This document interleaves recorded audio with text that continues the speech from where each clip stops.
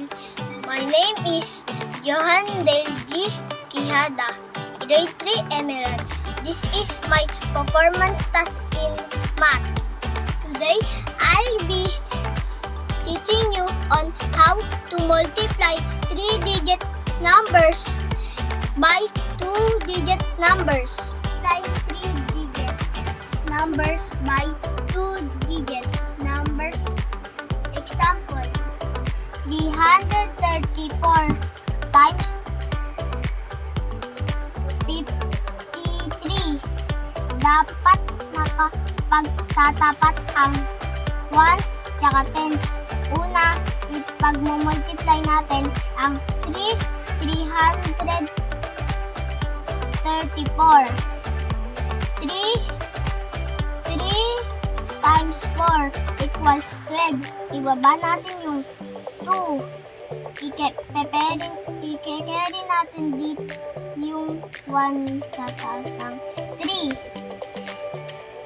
3 times 3 equals 9. Kasi may isa dito, ilalagay natin 10.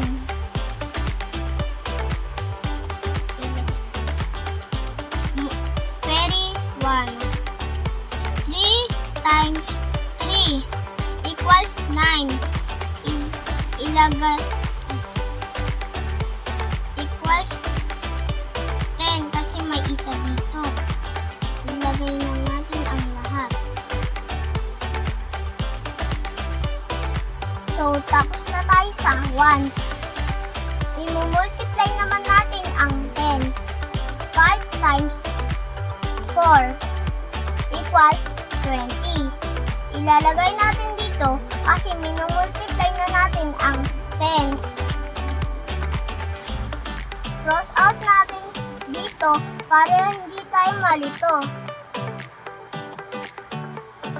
5 times 3 equals 15 plus 2 equals 17.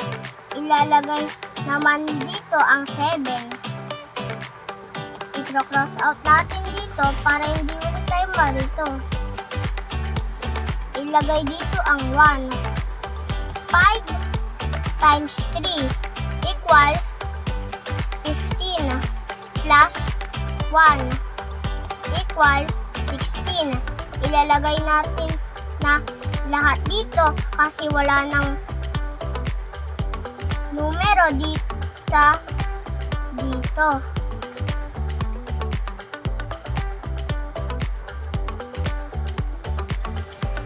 Tapos na natin i-multiply ang lahat.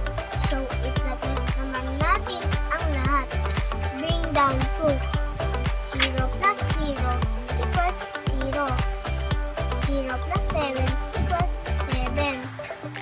1 plus 6 equals 7. Ilalagay na natin ang 1 kasi wala na siyang i-plus. Ang sagot sa 334 times 53 is 17,702. Sana may natutunan na kayo sa multiply 3-digit numbers by 2-digit numbers.